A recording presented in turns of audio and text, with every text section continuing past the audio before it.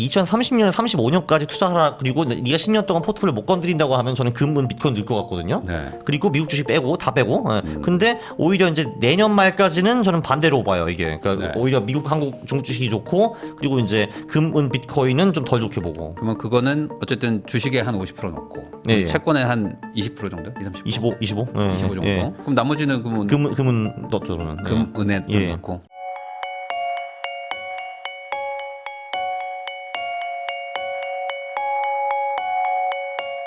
강한국 작가님하고 이야기 나누고 있습니다. 그러면은 이번에 금하고 은 한번 여쭤보겠습니다. 예. 금, 은도 최근에 뭐 엄청 올랐다가 뭐 살짝 뭐 조정받고 있긴 하지만 달러 조정요? 네.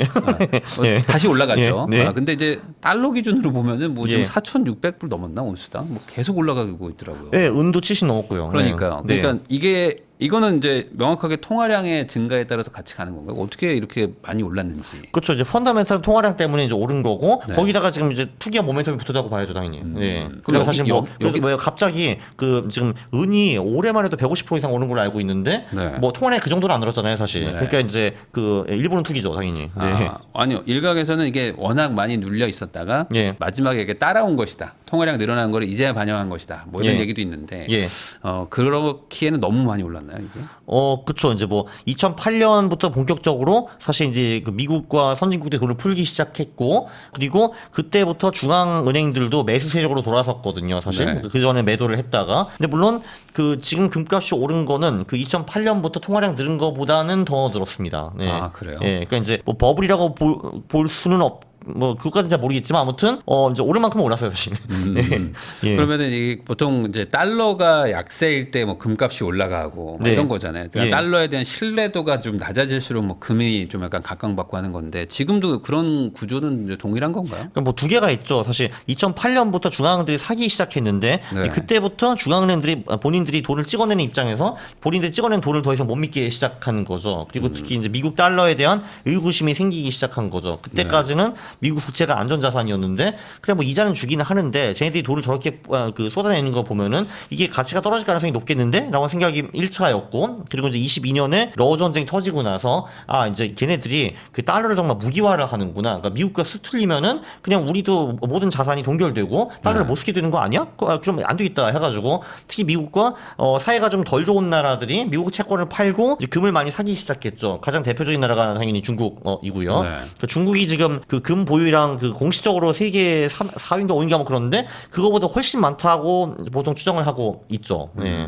그리고 그 인도와 중국은 국민들도 금을 매우 좋아하고요. 워낙 그 나라 역사들이 굉장히 혼란스러웠기 때문에 몸에 지니고 있을 때 도망갈 수 있는 금, 은을 굉장히 선호하는 경우가 좀 많죠, 아무래도. 네. 네. 인도가 뭐 결혼할 때 막 금 많이 줘야 되고 뭐. 네, 그래서 봄 시즌에 금이 좀 강한 편인데 그게 그쪽 결혼 시즌과 맞물려 있다는 그 설이 있고 그 7, 8월에는 인도 주요 종교 행사들 뭔가 디왈리 전에 이미 사놓고 그런 게 있다고 하네요. 네. 그러면 전반적으로 지금 금 가격이 많이 올랐다고 하셨는데 예. 여전히 금을 사야 된다 뭐 이런 내용들도 말하시는 분도 많거든요. 예. 뭐 작가님 개인적으로 어떻게 생각하십니까?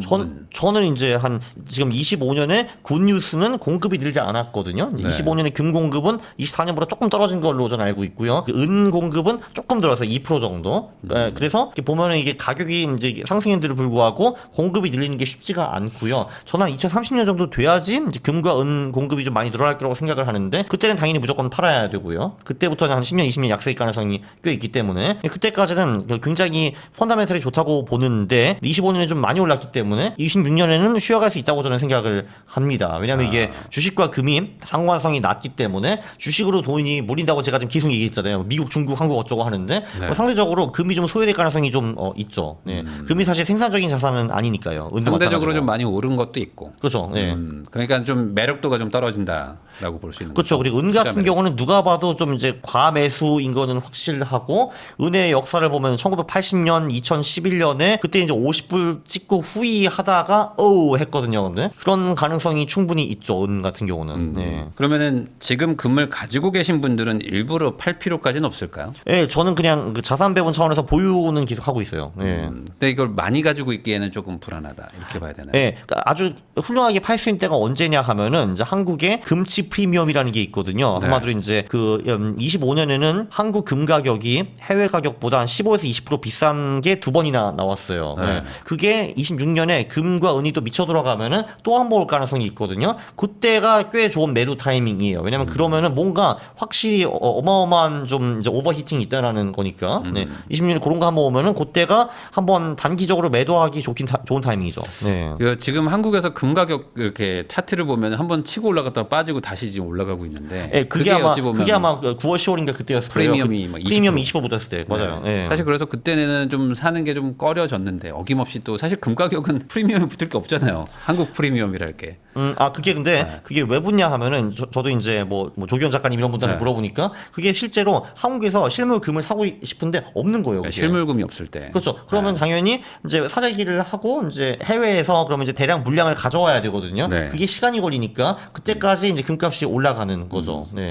근데 이제 어찌 보면 이게 글로벌한 자산 가격이 딱 정해져 있는 거다 보니까 네. 그렇게 프리미엄 붙으면 결국엔 빠질 거 아닙니까? 그렇죠. 그렇기 때문에 그 프리미엄 붙을 그럴 때 때 팔아라. 금을 팔고 금을 계속 보유하고 싶으면은 차라리 GLD, 그러니까 해외 ETF를 사면 돼요. 네. 그렇게 해가지고 차라리 이제 사는 게 낫다. 그렇죠. 얘기해 네. 주셨고. 그냥 그 프리미엄 무조건 다시 0으로 들어오거든요. 네. 그러면 지금 전반적으로는 금, 은, 뭐 이런 원자재나 뭐 이렇게 귀금속 쪽에 있는 돈을 조금 빼고 그래서 그거를 좀 미국이나 뭐 아니면 이제 중국, 한국 주식 쪽으로 좀 옮기고 코인 쪽에서도 있는 것도 좀 주식으로 옮기고 이렇게 정리를 하면 될까요? 이게 아이러니한 게 2030년, 35년까지 투자하라 그리고 네가 10년 동안 포트폴리오 못 건드린다고 하면 저는 금은 비트코인 넣을 것 같거든요. 네. 그리고 미국 주식 빼고 다 빼고. 근데 오히려 이제 내년 말까지는 저는 반대로 봐요. 이게 그러니까 네. 오히려 미국, 한국, 중국 주식이 좋고 그리고 이제 금은 비트코인은 좀 덜 좋게 보고. 1년 안쪽으로 그렇죠. 보면. 근데 10년으로 보면은 반대예요, 진짜 아이러니하게. 네. 그러면은 결국에 우리는 뭐 내년도를 준비를 해야 되고 뭐 그렇죠. 물론 사실 우리가 10년 투자 네. 아니까. 그렇죠. 뭐 10년 뒤 거는 27년에 고민하면 네, 되는 맞습니다. 거니까. 맞습니다. 그러면 지금 상황에서는 어쨌든 주식 위주로 좀 투자를 하라. 네. 그럼 주식에도 근데 뭐 전부 다 넣는 건 또 이제 리스크가 있지 않습니까? 그쵸. 네. 기본적으로 이제 내 총 자산의 한 어느 정도를 한계치로 보면 될까요? 전 늘 50을 한계치로 보고 있어요. 주식에는 50%만. 네, 그 자산 배분할 때 50은 안 넘겨요. 어떤 자산이라도. 네. 금리를 막 낮추고 있으니까 네. 채권 투자도 나쁘지 않을 것 같다는 생각도 좀 들고 네, 어떻게 보세요? 제가 24, 25는 똑같은 얘기를 했는데 두 번 다 연속으로 틀렸거든요. 네. 그래서 저는 채권 얘기는 아끼겠습니다.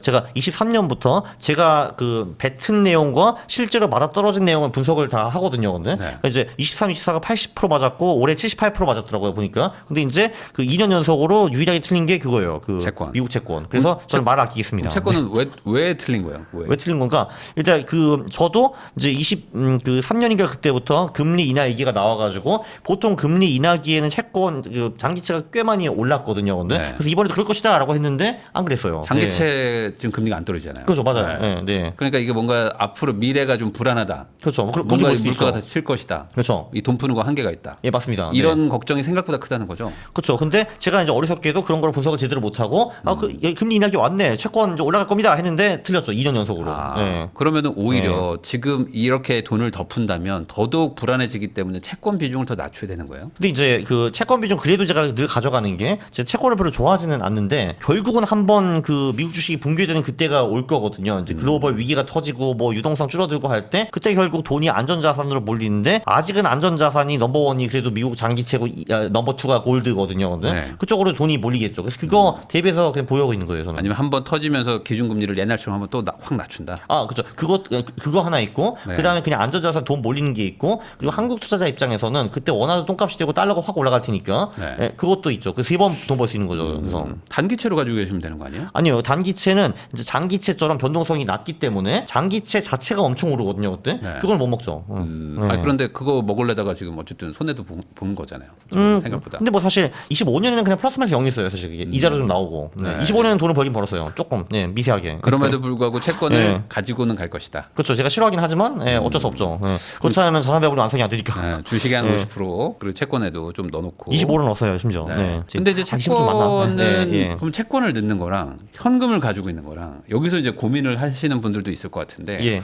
현금 가지고 있을 바에는 채권 가지고 있는 게 낫는 건가요? 일단 채권은 그 소위 그 대위기가 왔을 때 저를 구제할 수 있는 확률이 현금보다 좀 높죠, 아무래도. 네. 예. 그러면 현금 비중을 좀 낮추고 채권을 차라리 가져간다 이런 개념일까요? 아무래도 뭐 현금이라는 거는 뭐 100% 확률로 가치가 떨어지기 때문에 비상금, 그러니까 내가 3에서 6개월 정도 무리 없이 먹고 살 수 있는 정도만 남겨놓고 나머지는 투자를 하는 게 아무래도 좋죠. 네. 그러면 지금 같은 상황에서는 현금 비중을 뭐 극도로 낮추시나요? 어떻게 해야 돼요? 제가 게을러 가지고 투자 못한 한 현금이 좀 있긴 한데 네. 이상적인 거는 저는 그렇게 보고 있습니다. 네, 3에서 6개월 정도 생활비 남겨놓고 나머지는 네. 그러면 그거는 어쨌든 주식에 한 50% 넣고 네. 채권에 한 20% 정도? 20, 30%? 25 네, 25 정도. 예. 그럼 나머지는 그러면 금은 넣었죠 저는. 네. 금은에 좀 예. 넣고 비트코인은 예. 아니고. 그러니까 비트코인 자산은 제가 따로 있어요. 그러니까 그건 자산별 이렇게 하고 비트코인 자산 따로 있는데 그건 지금 전부 다 그냥 현금이죠. 현금만 네, 네. 해놓고. 예. 그럼 여기는 나중에 어느 정도 빠졌다 싶으면 그냥 다시 또 전액 들어가고. 뭐 전에까지 모르겠고 26년에 아마 되게 보수적으로 진입할 것 같아요. 네.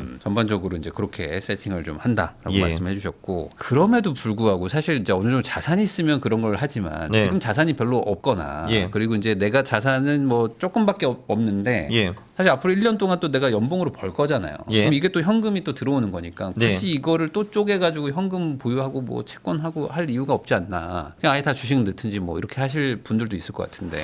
근데 그게 이제 늘 망상인 게 맨날 똑같은 테마인데 이거거든요. 이제 선생님 제가 지금 자산이 1,000만 원밖에 없어가지고 네. 나중에 이걸로 일단 개별주를 해가지고 돈을 왕창 불린 다음에 나중에 10억이 되면은 자산 배분을 하겠습니다 하시는 분들이 되게 많거든요. 네. 근데 왜 그분들은 그 개별 자산으로 돈을 벌 생각만 하는지 모르겠어요. 그러니까 대부분 돈이 잃는데. 네. 네. 근데 자산 배분은 그냥 소위 개나 소나 해도 이제 연 7에서 10%는 뭐 거의 확정적으로 이제 버는 건데 그래서 그들이 상상하는 거는 개별주를 해가지고 플러스 48% 벌겠다 이런 건데 대부분 그런 사람들이 마이너스 48% 끝나는 경우가 훨씬 많거든요. 네. 그래서 저는 이제 이렇게 봐요.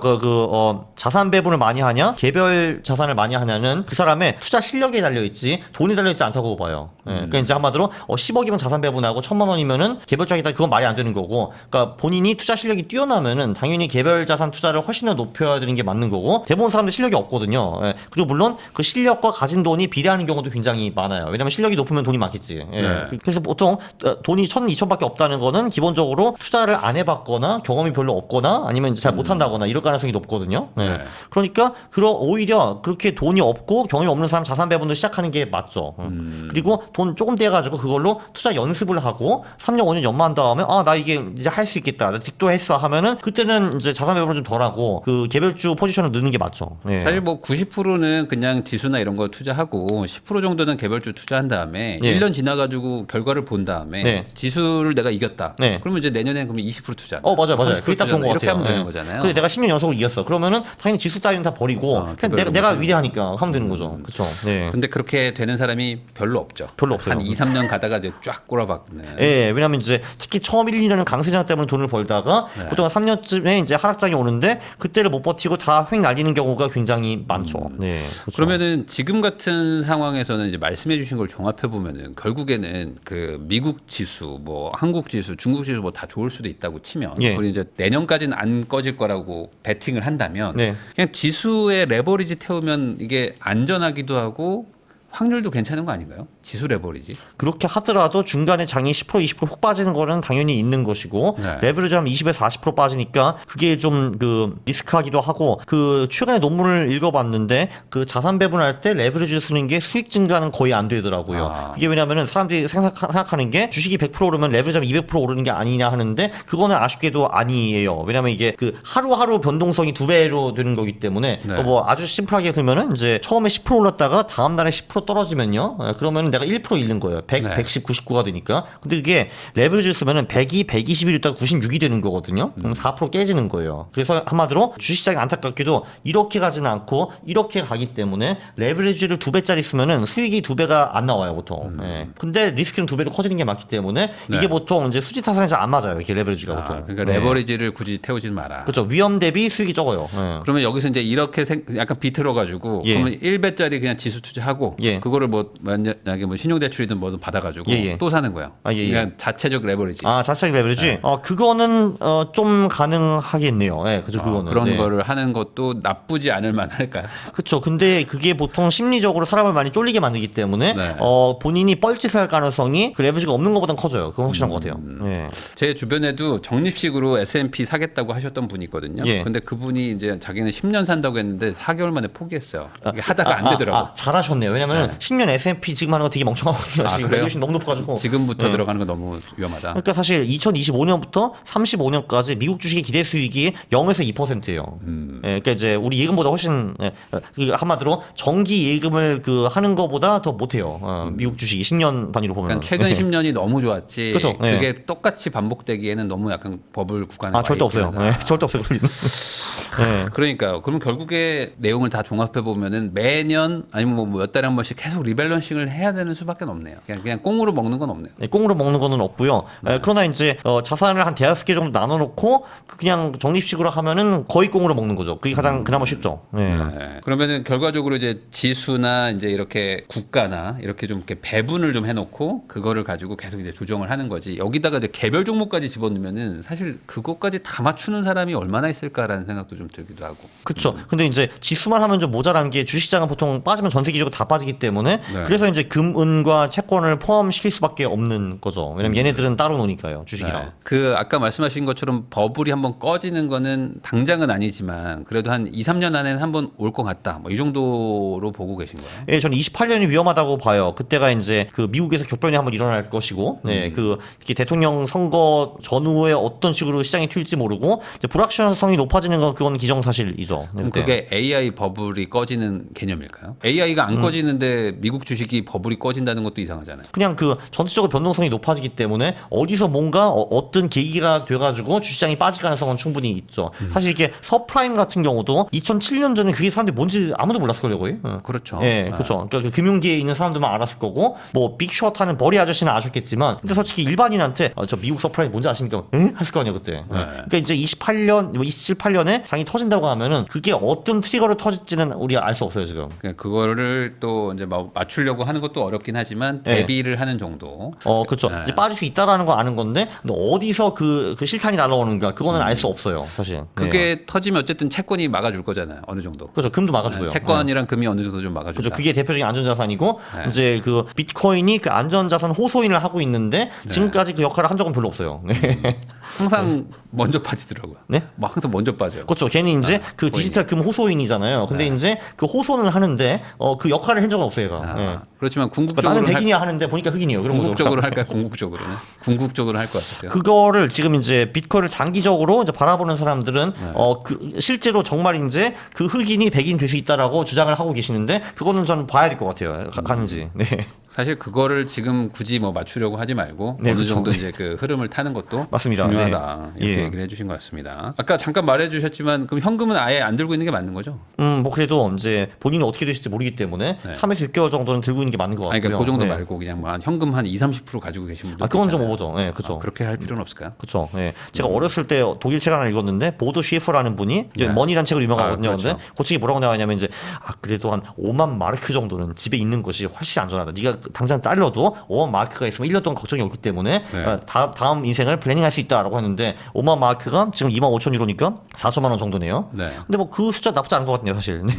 그 정도. 예. 그러니까 뭐 생활을 할 수 있는 정도. 그러니까 급하게 뭔가 병원을 간다거나 아니면 갑자기 직장이 잘렸을 때 뭔가 생활비 정도만 남겨놓고 나머지는 지금 투자를 할 타이밍이긴 하다. 그렇죠. 얘는 3에서 6개월 정도 그래도 먹고 살 수 있어야지 어느 정도 여유롭게 다음 계획을 플래닝하세요. 나 일단 잘렸어. 근데 당장 내 통장에 24만 원이 있네. 그러면 이제 되게 패닉에 빠져가지고 이상한 짓 할 가능성이 높죠. 네. 그 정도는 뭔가 막 주가가 막 확 갑자기 빠져가지고 뭐 저가 매수 기회 같이 보여도 절대 건들지 않는. 그렇죠. 왜냐하면은 그때가 보통 금융시장도 되게 안 좋을 때일 가능성이 높잖아요. 왜냐하면 경제시장도 안 좋고 경제도 이제 X가 되어 있고 나는 잘리고 네. 그러면 뭐 내 주식 팔아가지고 생활비 충당했는데 주식이 없네? 뭐 이렇게 되는 거잖아요. 예. 이 자산 배분 이런 거를 항상 강조를 하시니까 네. 이 부분에 대해서들 생각들을 해도 막상 시작하면 그런 거 있잖아요. 자기가 무슨 원칙 이렇게 막 저기 모니터 위에다 붙여놔도 예. 안 지켜요. 네. 항상 안 지키잖아요. 예, 그 예. 자산 배분율도 항상 안 지켜요. 그러니까 정답은 멀리 있는 게 아니고 내가 안 지키는 것뿐이잖아요. 네. 저한테는 자산 배분이 되게 잘 맞는 게 전 게으를 빠진 사람이라서 네. 포트폴리오 거드리는 것 자체를 별로 안 좋아하거든요. 그래서 저한테 딱 맞아요. 이게. 그러면은 나 항상 너무 부지런해가지고. 많은 분들이 결국에는 그거죠. 그러니까 그거를 지켜가지고 얻는 7에서 10%를 버느니 나는 한 방을 한번 노려보겠다. 아니 저도 한 방을 노려요. 근데 다만 8, 90% 10%는 여기다 넣고 나머지 이걸로 한 방을 노리는 거죠. 저는 네. 그렇죠. 그러면 되는데 예. 사실 그렇게 하지 않는 이유는 그 한 방 노리려고 10% 떼가지고 한 방 노리라니까 너무 작게 느껴진다. 예, 근데 이제 10%에서 한 방 노리는데 뭐 잘 되면 먹는 거고 안 되면 솔직히 말고거든요. 근데 예, 그 10%를 최악이고 다 날린다 하더라도 10%니까. 예. 네.